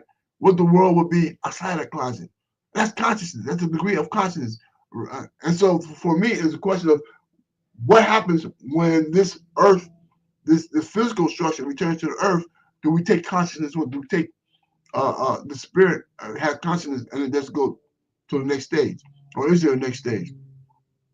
And so in my arguments with Muhammad Ahmed and with Jalil A, right, Imam Jalil A, I concluded several things. One, that what I took was called the Faustian compromise, right? Be damned if you do, be damned if you don't. Okay, basically. And Jamil Al-Amin, Rap Brown, he came and said, listen, man, you're a good person, right? I said, yeah, I'm a good person. He said, I'm about taking care of business, so forth and so on. He said, well, listen, if there is no aftermath or no afterlife, then you don't lose nothing, right? Become Muslim, right? Engage in this practice. You don't lose nothing, right? But if there is, and you don't become Muslim, and you become part of this foundation of a spiritual development, right? Then you may lose it all. Okay, that's one. Second of all, is this here, right? In Christianity, tell you that if the enemy slap you in the face, turn the cheek so he can slap you on the other side of your face, right? I ain't down with that, okay, at all. All right, you slap me in my face, we fighting. All right, we rumbling, okay. And so one thing in the Quran, it says, fight tumult and oppression wherever you may find it. The tumult and oppression, right, is evil. Okay. Fight tumult and oppression wherever you may find it. Tumult and oppression is I think it says evil. Okay. So that was important to me, right? That means that they're not taking away from my capacity to fight. Okay. That in the Quran it says fight tumult and oppression wherever you may find it. Okay. And that's what we're doing. All right. Listen, that's what I'm doing. All right. Second of all, it says this, that Allah, that God made people into tribes and nations so they get to know each other and not have enmity or hatred for one another. Whoa, that's important, right? Because it negates hatred, right? It negates racism. To know each other and learn from each other, right? And not to have hatred, right, or enmity between each other. That's a fundamental. Right, two principles right there. That, yeah, you can fight tumult and oppression wherever you may find it. And two, that you may have a relationship with other nations, other peoples and tribes, so you learn from one another and not have hatred and enmity towards one another. Two important criteria for me. Second of all, and the third one criteria is the legacy of history. I've always been a history buff. Okay? So the legacy of history in understanding the stories from out of the Injil or the Torah, right, and the Injil of the Gospel, all right, of the Bible, leading into the Quran, all right, and how this history melds itself together for understanding. And that all the prophets fought the system of oppression. That's what they came for, fighting oppression. So if you understand that in that criteria, in that understanding, that the prophets of God fought systems of oppression, right, across the board, were liberators across the board, right? Why would I not want to aspire that kind of understanding, right? That historically has been established as the means for which the people evolve and grow and to become better human beings, right? And so as a result of that 6 months of arguing and fighting amongst Muhammad Ahmed and Jamil Al-Amin, Imam Jamil Al-Amin, I eventually took the Faustian compromise, right, and took my Shahada, right, and became Muslim, okay. And soon thereafter, I've come to find out that some of my comrades, right, who I was fighting the case with, right, who was in different jails, different city jails, had also became Muslim.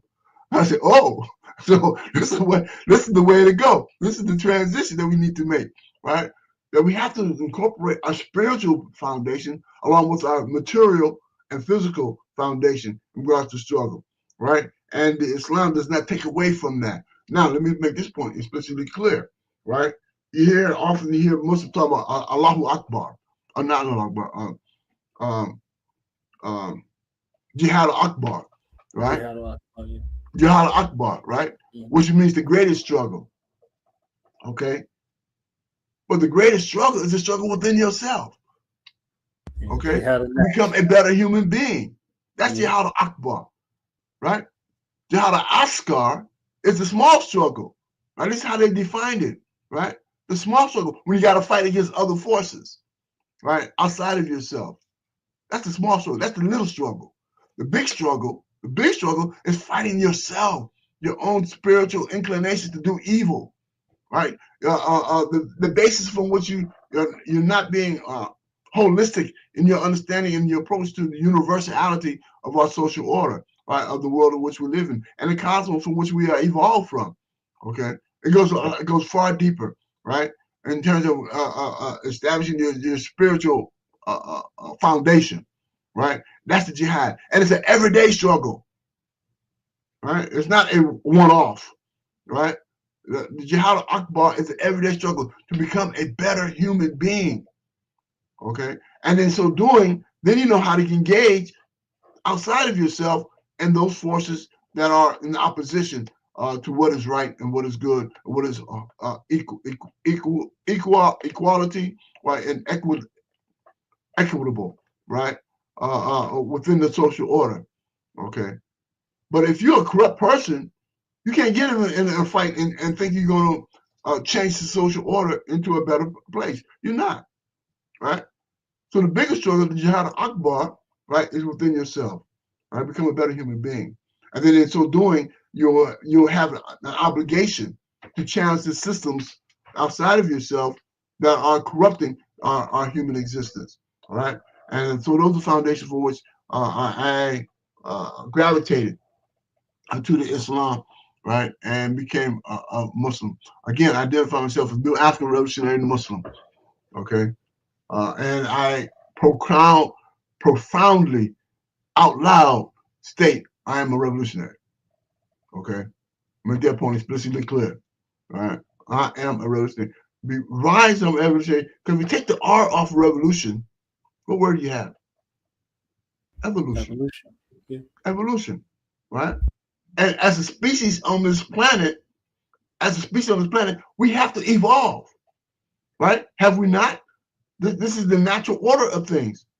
Is our evolutionary process, right? From Cro-Magnon to Australopithecus to Homo sapien, sapien, and etc. That's the evolutionary process of the human species, okay? In social order, we evolve, all right? And so sometimes in history, we have to do something a little bit more drastic, right? Because certain forces become calcified, right? They don't want to evolve, right? They normalize their stagnation, okay? And for us, in certain instances, in order to move the needle forward, right, we have to put the R back on evolution, right? We have to do a revolutionary process in order to move us from a quantitative to a qualitative state of development in terms of our human evolutionary process. And so the revolutionary process is the evolutionary process. And so therefore I am calling for, and I'm saying to everybody, all y'all are supposed to be revolutionaries. Everybody on the planet is supposed to be revolutionaries, right? To move our human experience to a higher quality of relationships that we have with ourselves, with the divine, right, and with the planet. Right. So yeah, that's my basis for becoming a revolutionary, a Muslim, right, a new African, a revolutionary Muslim, right. Yeah. Al-Hajj Malik, not Al-Hajj, Imam Jamil Alameen was the one who gave me my shahada, helped me support and getting my shahada, and Max Sanford, Muhammad Ahmed was very instrumental in introducing Islam to me. I came into Islam from birth, but a man I met along the way that was very instrumental, aside from my father and under the guidance of my mother, was Hisham Jabba.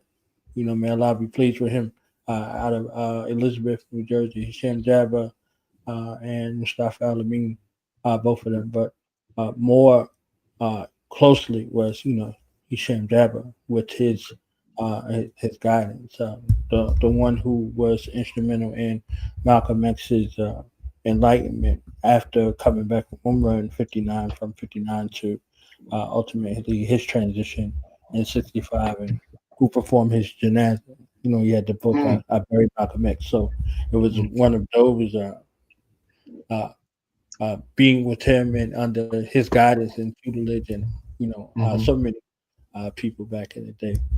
I was on this platform and I was talking with one of my sisters, and during the month of Ramadan, and I asked what was one of her uh, most profound Ramadan memories, and I shared mine. I had an algebra teacher when I was in high school, a little knucklehead.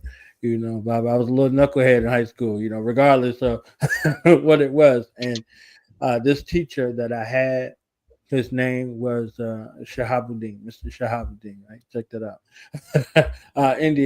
Indian guy, right? And I used to show out in this guy's class, right? I used to show out in this guy's class, not disrespectful to him, but just funny, being a clown, right? And this guy, he had so much patience with me, right? He just be like, just go, just go out the class. You don't want to learn today, just go, right? So, you know, I would cut up in his class, and I never forget it. It was one of these Ramadans, and one of the brothers and I worked at his store. We were doing some painting and some moving, and we working hard, working hard all day, right? So we go to this masjid to make Maghrib and break fast over on Roosevelt Avenue in New Jersey, right in Newark, New Jersey. So we go to this masjid, and we up in this masjid, and it's an Indian masjid, right? I don't put two and two together, and I walk in, and Allah is my witness. I see my algebra teacher. You understand what I'm saying? I see my algebra teacher. But I see him, he see me, he recognized me, I recognize him, and I'm like, this is about to be something. And he said, he said, Assalamu alaikum. I said, Walaikum salam. He said, Ramadan Mubarak. I said, Mr. Shahabuddin. He said, hey, you're here. That's all that matters. Alhamdulillah, you're here. You understand what I'm saying? So, like, it was basically like he was proud to see me, there, and I was proud to see him there. I was remorseful for my actions, though. You see what I'm saying? Yeah. And hey, that was the end of that, and we didn't have to have a discussion about it. You see what I'm saying? There was a beautiful thing right there. So that was one of those moments, right? Amongst however many there were, but that was one of those ones that I shared that kind of stood out for me along the path. So, all right, my brother. Listen, I got to break out in a minute. Okay, so we're ended with your writing journey. We are on Liberators, and some of the other writings that you did. How was writing an aid for you along the path of spreading consciousness, awareness, revolutionary thought, and ideology, and a space of peace for you? Yeah. I've written 2 books, right? Two major books. We are on Liberators. People can go to www.blackdragonmme.com. www.blackdragonmme.com, and be able to purchase the book. We are on Liberators. The second book I wrote is called Escaping the Prism, Fade to Black. It's out of print right now. I'm trying to figure out a way how I can get it back into print. Fade the Prism, that's PRISM, Fade the Prism, Escaping the Prism, Fade to Black. Escaping the Prism, Fade to Black. Right, and that's a compilation. Yeah, that's where people can order the book. We are on Liberators, 3rd edition. All right. Yeah, upon being captured, I began to really focus on the idea of what we're going to do in terms of our struggle, but I want to be future focused. And so this book was written over 30 years ago, right? But I wrote it with the idea that people ain't gonna be ready for what I'm writing at that point in time. Okay. I wrote it with the idea that in the future, right, the ideas that I'm purporting in this writing will catch up with the people where they're at today. And so therefore today, this book we have study clubs, book clubs all across the country. In fact, I intend to organize a national book club or national reading of the book sometime this summer. Probably gonna be about the end of the summer, right? Maybe August, maybe September or August, right? I'll establish a national reading of the book. So anyone who wants to get involved with this, get the book first, right? And hook up, and we will send out the information for this national reading, national study group. And one of the things that I want to do in terms of the book is to organize cadres all across the country. One aspect of the book is called Front for Liberation. One chapter of the book is called Front for Liberation, New African Nation, right? The national strategy of Front, right? And that's what we're beginning. This is what we're going to start organizing next month. Introducing the development of Front for Liberation, New African Nation. We have to build an alternative organizing, national organizing. Although we're building the People's Senate, which is for everybody, right? We need to build a organization, national organization, specifically for those who identify themselves as New Africans, who are recognizing that the golden objective of our struggle is to free the land, okay? And to create the various decolonization programs and institutions where we are, right? Link them together in the capacity from which we can organize our people to understand that we have to return back to the land, right? And fight for the land, right? And so Front for Liberation, New African Nation is an important part of, we are our own liberators. But the book deals with, has a chapter that deals with the Black Liberation Army, right? Explaining some of the history that I was able to share about the Black Liberation Army. There's part of the book where we talk about class struggle against the Black bourgeoisie and how they are a detriment to our people, right? There's part of the struggle that deals with the issues of criminalization of poverty. I was written back in 1996. I wrote that piece, the criminalization of poverty and how they are criminalizing the poverty that they created by the hoarding of wealth, huh? And now they're gonna criminalize us for us being poor, but the conditions that you created for us to be poor? Come on now, right? It's diabolical, right? And so I talk about that as well. The book is comprehensive, but it is a study book. It is not a reading book, right? It's a book that you should get with 2 or 3 other people and read it together and discuss the issues. That way you can really digest and have a greater understanding of what is being shared with this writing. Again, it was written over 30 years ago. Originally written over 30 years ago. This is in the 3rd edition, right? And I'm certain it resonates to what's going on in this country today, right now.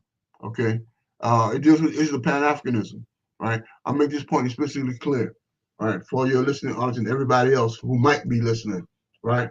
The world will not be free until Black people are free. Period. Period. All right. The world will not be free until Black people are free across the country, around the world, right? Because anywhere you look around the world where you find Black people, they're downtrodden. Australia, New Zealand, Germany, France, England, Italy, Brazil, South Africa, wherever you look, where Black people, they're downtrodden. Why? Because we live in a world based upon this aberrant idea of white supremacy. Okay? You free Black people around the world, you free the world. You have rid the world of a system that's based upon the idea of who's going to have humanity and who's not, right? Based on the idea of who's going to be considered equal and who's not. Based on the idea of who's going to be superior and who's not, okay?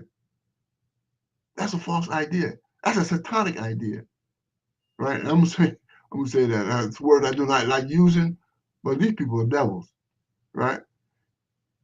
And in one of my presentations, right, I raised the DSM book, right, the Diagnostic Manual for Psychiatry and Psychology, right? And if you read the book, it talks about people who have a God complex. They say they have a superiority complex. They say they have a mental disorder. It's a mental disorder. So if you believe you're superior than any other people on the planet, you're crazy. And that's what I tell white people. Y'all crazy. Y'all out your minds. You believe you're superior to any other people on the planet? Something wrong with you, right? The only way you're superior is your inclination to use violence, right? These are some violent, savage, barbaric people. They had no shame in it. And the capacity for which they would use violence against other people. All right, this country is the only country that used the atomic bomb twice. Right? Hiroshima and Nagasaki. The only country that used defoliant chemical warfare. Right? Agent Orange in Vietnam. The only people that killed 1 million people in 6 months on a lie, the Iraqi war. They know it's a lie because Colin Powell went to the United Nations and told them he was duped, right? That Iraq never had never had weapons of mass destruction. They killed 1 million people. Those are oil wars, right? Exxon trying to take the oil. Okay, and so for us, it's important that we read materials written by Black and Brown Indigenous people, right? That we study our own writings and understanding of understand how we interpret the world, right? And know how, and rather than having the world interpret it for us, and we follow along.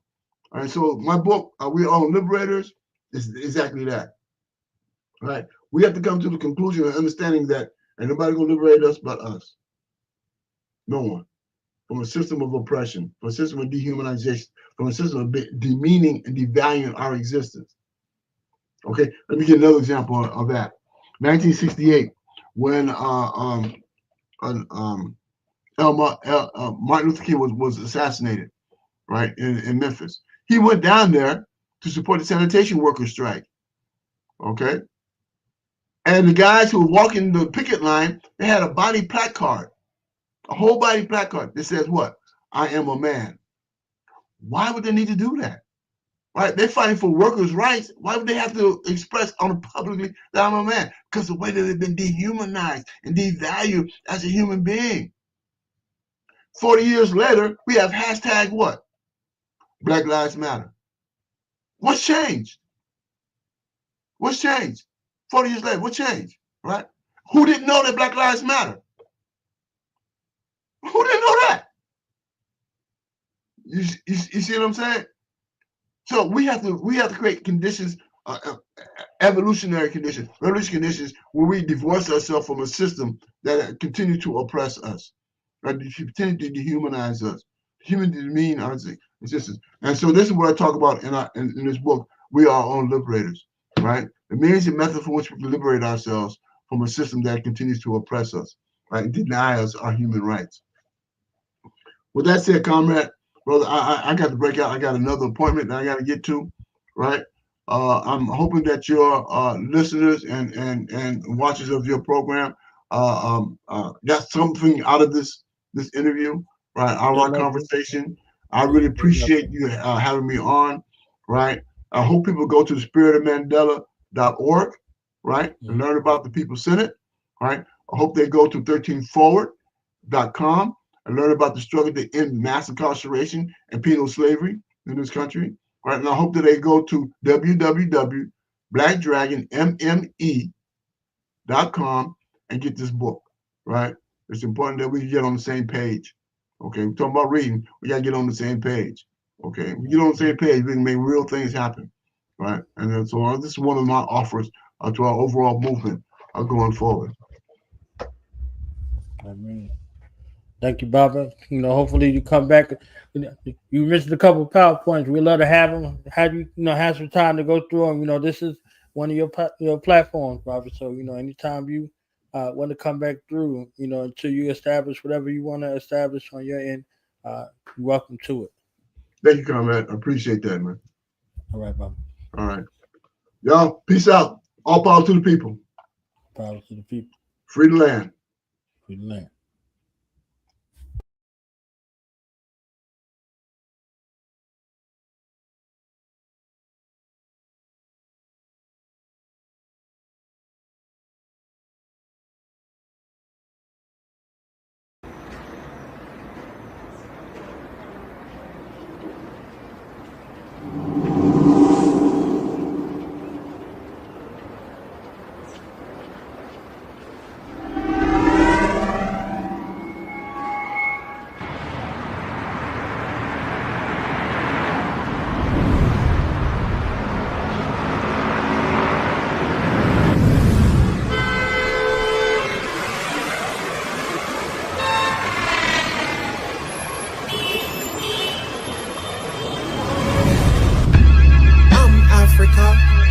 Descending from Nubia, Benjas, so make room for us.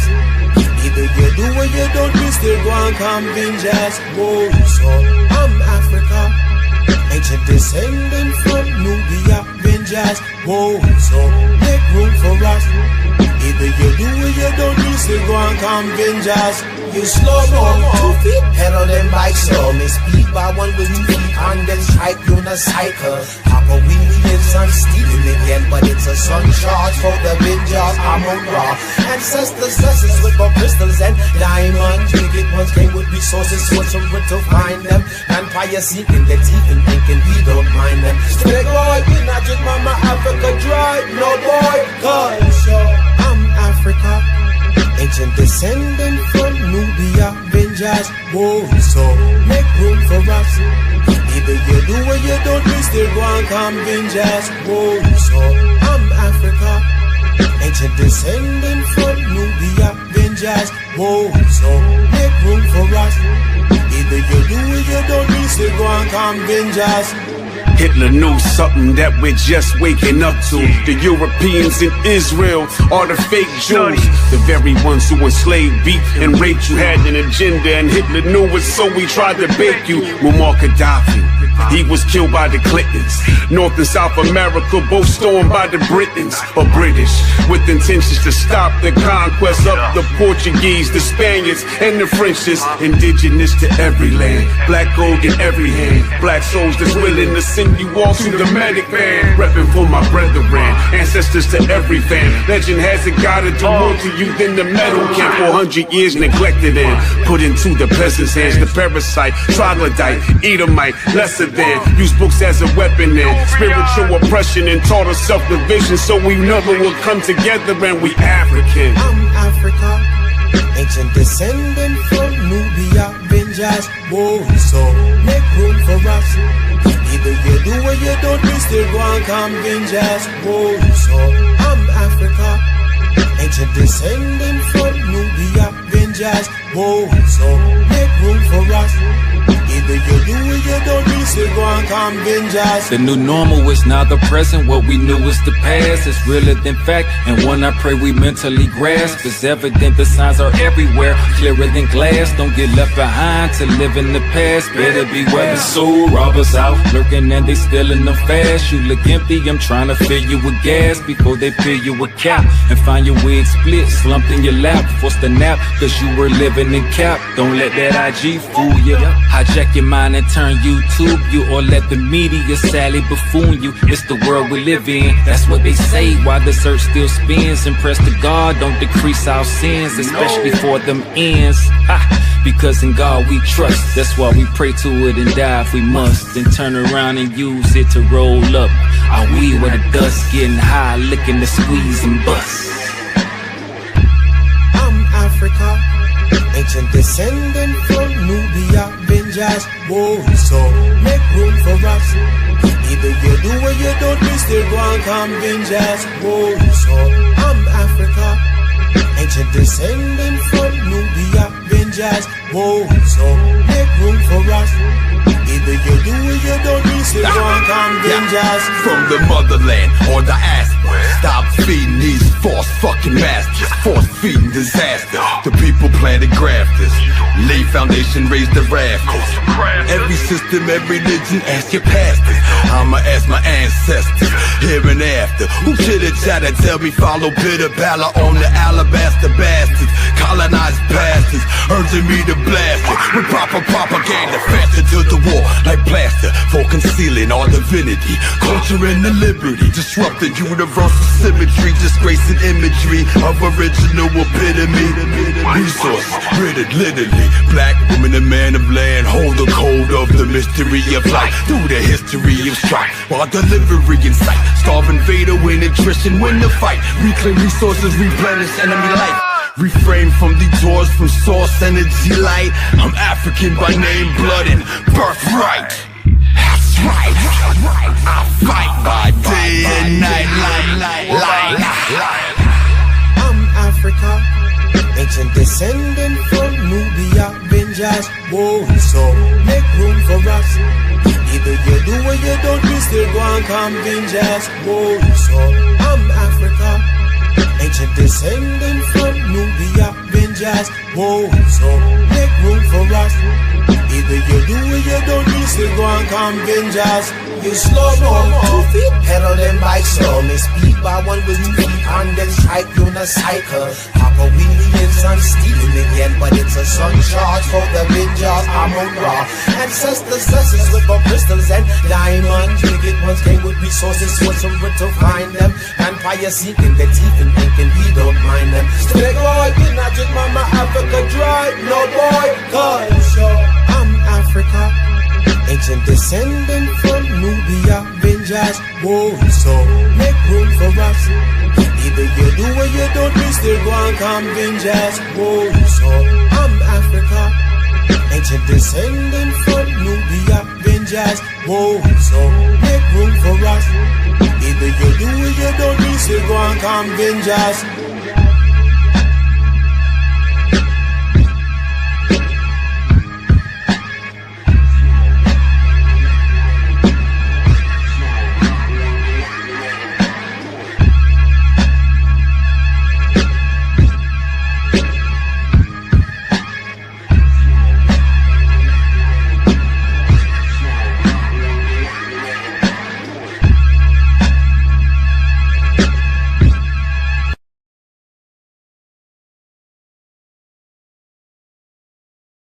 Cannot go without this book, and let me explain why. Voices of the Diaspora, written by Knowledge Born Allah, takes you through countless and countless different blacks. From our scholars, our warriors, our great sisters, and even entrepreneurs. It speaks to the past, the present, and the future. There's even an action plan for us that are serious about businesses that we wanted to take on. Entrepreneurship is one of the first things that he speaks about. And if you're an avid reader, this is a 5-part series. So this is not only a great resource for ourselves, it's a great resource for us as parents. We can teach it and incorporate it into our lesson plans for our children. Knowledge born. What's the science, baby? Yeah. Now we gonna tell them. That in front. We tell them like this, yo. I'm an African. I'm a African. I'm an African. I'm a African. Yeah, y'all like that? So no more. This man's mind is open. I'm an African. I'm a African. I'm an African. I'm a. Let's get back to the motive is best developed by recognizing the common enemy.